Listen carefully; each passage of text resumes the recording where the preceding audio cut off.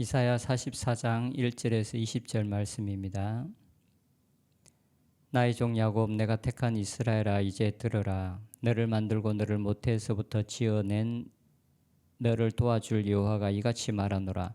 나의 종 야곱은 내가 택한 여수루나 두려워하지 말라. 나는 목마른 자에게 물을 주며 마른 땅에 시내가 흐르게 하며 나의 영을 내 자손에게 나의 복을 내 후손에게 부어 주리니 그들이 풀 가운데에서 솟아나기를 시냇가에 버들같이 할 것이라. 한 사람은 이르기를 나는 여호와께 속하였다 할 것이며 또 한 사람은 야곱의 이름으로 자기를 부를 것이며 또 다른 사람은 자기가 여호와께 속하였음을 그의 손으로 기록하고 이스라엘의 이름으로 존귀히 여김을 받으리라. 이스라엘의 왕인 여호와, 이스라엘의 구원자인 만군의 여호와가 이같이 말하노라.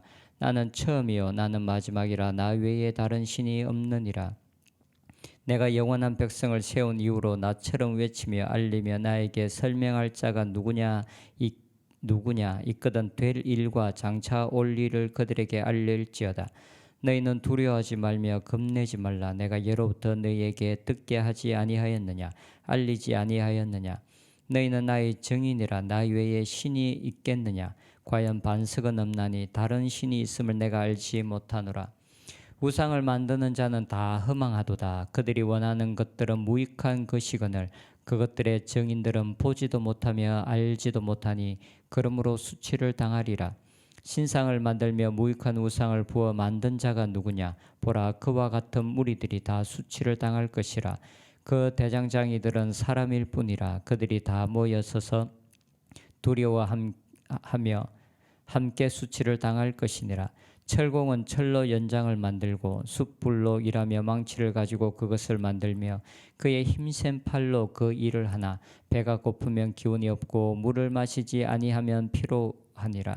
목공은 줄을 재어 느려 재고 붓으로 긋고 대표로 밀고 곡선자로 그 사람의 아름다움을 따라 사람의 모양을 만들어 집에 두게 하며 그는 자기를 위하여 백향목을 베며 디르사 나무와 상수리 나무를 취하며 숲의 나무들 가운데에서 자기를 위하여 한 나무를 정하여 나무를 심고 비를 맞고 자라게도 하느니라.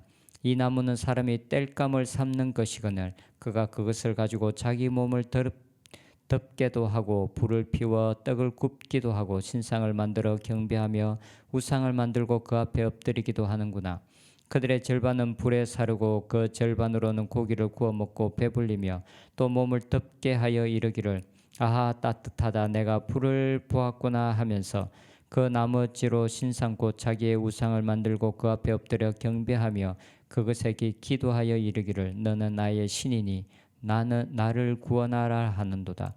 그들이 알지도 못하고 깨닫지도 못하면 그들의 눈이 가려서 보지 못하며 그들의 마음이 어두워져서 깨닫지 못함이니라. 마음에 생각도 없고 지식도 없고 총명도 없으므로 내가 그것의 절반을 불사르고 또한 그 숯불 위에서 떡도 굽고 고기도 구워 먹었거늘 내가 어찌 그 나머지로 가정한 물건을 만들겠으며 내가 어찌 그 나무 토막 앞에 굴복하리오 말하지 아니하니 그는 죄를 먹고 허탄한 마음에 미혹되어 자기의 영혼을 구원하지 못하며 나의 오른손에 거짓 것이 있지 아니하냐 하지도 못하느니라. 아멘. 1절에 보면 나의 종 야곱, 내가 택한 이스라엘아 이제 들어라 라고 말합니다. 우리 성경에서는 맨 마지막 부분에 이제 들어라 라는 말은 나오지만 근데 이제 들어라라는 이 말은 원어에서는 제일 앞에 나오는 말입니다. 그리고 원어에는 이 말 앞에 그러나라는 접속사가 붙어 있습니다. 그래서 원어대로 직역하면 그러나 이제 들어라라고 시작합니다. 앞에 그러나라는 이 접속사가 있는 것은 앞부분과 밀접하게 관계되어 있다는 것을 말해주고 있습니다. 어제의 본문 22절에서 28절에는 하나님께서 이스라엘 백성들의 그 선조들이 지었던 죄에 대해서 말하고 있습니다. 27절 28절에 네 시조가 범죄하였고 너희의 교사들이 나를 배반하였나니 그러므로 내가 성소의 어른들을 욕되게 하며 야곱이 진멸당하도록 내어주며 이스라엘이 비방거리가 되게 하리라. 하나님의 위대하심에도 불구하고 남유다가 멸망하게 된 이유는 그들의 선조들이 범죄했기 때문이라는 것입니다. 그들이 진멸을 당한 이유는 그들의 죄로 말미암아 하나님께서 그들을 다른 이방 나라에 넘겨주셨기 때문입니다. 그들은 그들이 범한 죄의 결과를 그들이 당하고 있었습니다. 그들은 70년이라는 시간 동안 이방 땅에서 살았습니다. 하지만 그 징벌의 시간 동안 그들은 죄를 돌이켰습니다. 25절에 보면 나는 나를 위하여 내 허물을 도말하는 자니 내 죄를 기억하지 아니하리라. 그들의 선조들이 죄를 지었지만 그러나 그들의 죄가 이제 사함을 받는 날이 돌아온 것입니다. 그들의 죄가 용서함을 받았습니다.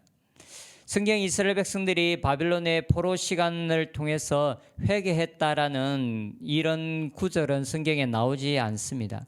하지만 이사야 48장 10절에 보면 보라 내가 너를 연단하였으나 은처럼 하지 아니하고 너를 고난의 풀무불에서 택하였노라. 하나님께서 이스라엘 백성들의 그 포로 시간을 연단의 시간이라고 말씀하고 있습니다. 이스라엘 백성들이 고난받는 시간은 한편으로는 그들의 죄로 말미암은 징계의 시간이었지만 또한 한편으로는 하나님께서 그들을 연단하는, 그들의 죄로부터 떠나게 하는, 죄를 깨닫게 하는 연단의 시간이었다라고 말씀하고 있습니다. 그래서 그들이 죄를 깨닫고 하나님께로 돌이켰을 때 하나님께서 네 죄가 사함을 받았다. 이제 징벌의 시간이 끝이 났다라고 말씀하고 있습니다. 신약뿐만 아니라 구약에서도 죄를 회개함이 없는 곳에 죄 사함은 있을 수가 없습니다.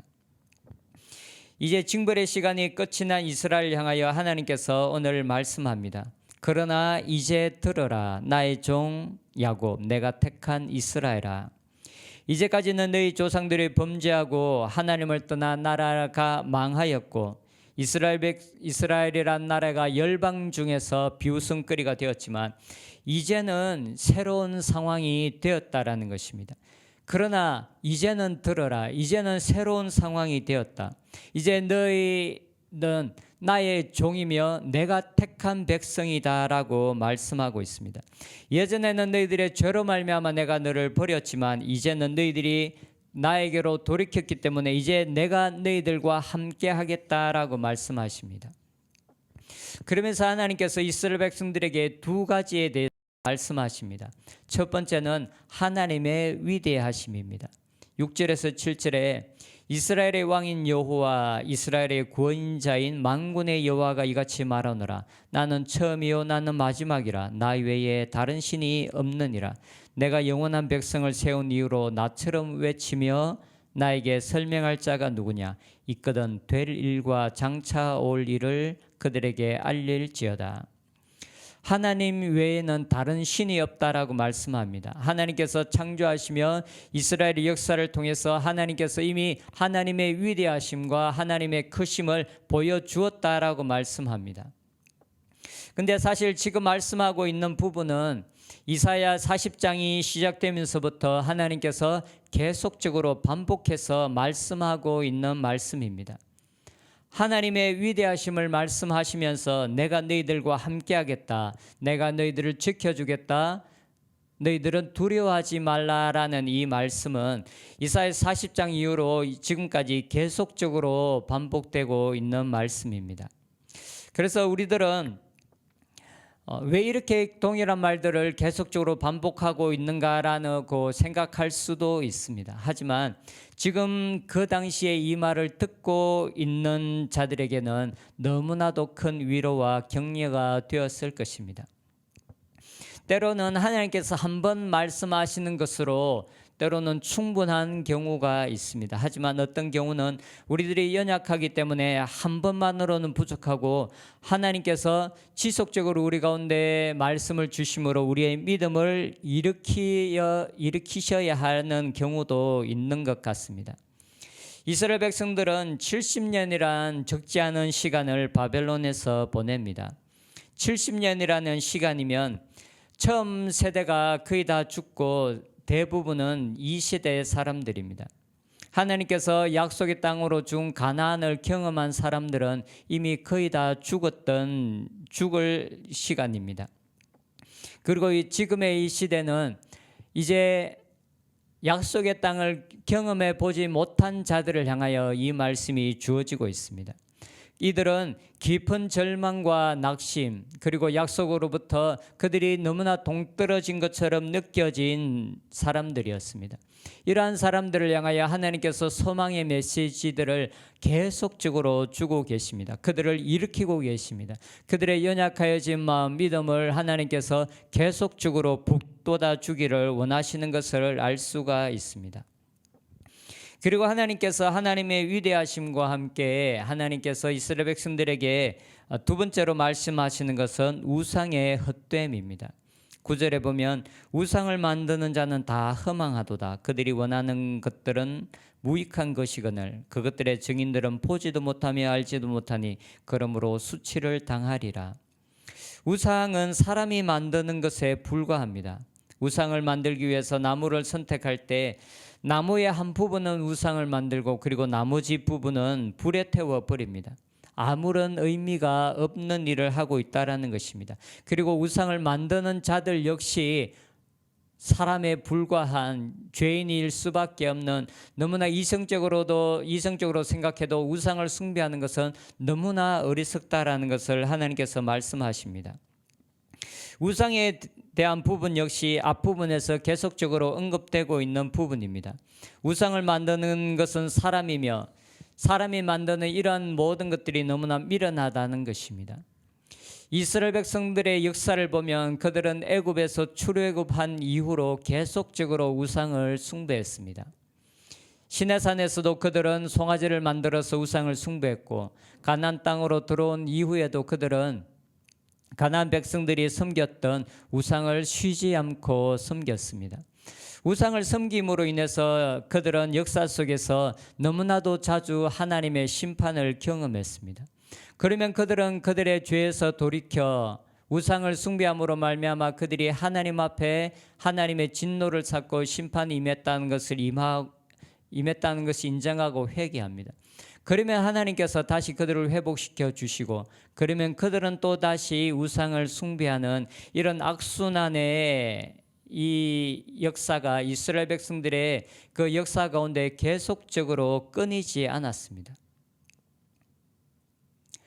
많은 하나님의 사람들이, 이스라엘 백성들이, 그들에게 임한 하나님의 심판은 그들이 우상을 섬기고 하나님으로부터 떠났기 때문이라는 것을 시인했습니다.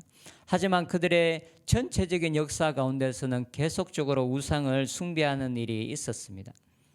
하지만 이스라엘 백성들이 바벨론에서 포로 생활 70년이라는 시간이 끝난 이후에 이스라엘의 역사 가운데 다른 많은 범죄함들이 그들에게 있었지만 우상 숭배라는 이 죄로부터는 그들이 떠난 것을 알 수가 있습니다.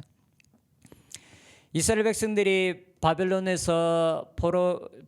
포로 생활에서 귀환한 이후로 여러 가지 그들의 많은 범죄와 그 죄들에 대한 언급들이 있지만 우상을 숭배했다라는 기록은 성경에 기록되어 있지 않습니다. 70년이란 바벨론 생활 동안에 그들이 정말 깊이 있게 깨닫게 된 것은 우상은 아무것도 아니라는 것입니다. 오늘 하나님께서 우상에 대해서 말씀하시는 이 말씀이 실제로 그들의 마음속에 새겨져서 우상은 정말 아무것도 아니구나라는 것을 그들이 깨닫게 되었고, 이제 우상 숭배라는 이 죄로부터는 떠날 수가 있었습니다. 정말로 하나님께서 이스라엘 백성들이 바벨론에서 70년이라는 이 고난의 시간이 그들에게는 연단의 시간이었던 것을 알 수가 있습니다. 하지만 하나님을 의지하지 않고 살아가는 그 모든 것이 또한 우상 숭배와 같이 어리석은 일입니다. 우리의 삶에도 이스라엘 백성들이 우상 숭배와 같이 계속적으로 반복되고 있는 죄는 없는지 살펴보았으면 좋겠습니다. 그리고 이스라엘 백성들이 포로 생활에서 우상 숭배라는 이 죄로부터는 떠났던 것처럼 우리의 삶에도 반복되고 있는 죄들이 있다면 우리가 하나님 앞에 그것으로부터 정말 떠나게 해달라고 기도했으면 좋겠습니다. 우리의 삶에 계속적으로 끊이지 않는, 어떤 데는 끊어졌다가 또한 어떤 데는 끊어졌다가 또한 시작되고, 그러다 그 끊어졌다가 또 시작되는 우리의 삶 전반적인 삶 가운데서 끊어지지 않는 죄들은 없는지 우리가 살펴보았으면 좋겠습니다. 그리고 하나님 앞에 기도하면서 하나님, 이제 이 죄로부터는 분명하게 우리가 돌아서게 하여 주시옵소서.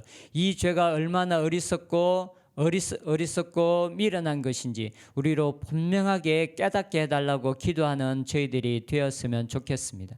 그래서 우리의 삶 가운데 계속적으로 반복되면서 우리의 삶을 황폐화하고 하나님과의 관계 가운데서 멀어지게 하는 그 죄로부터 우리가 하나님 앞에 결단하며 떠날 수 있는 은혜가 우리에게 있었으면 좋겠습니다.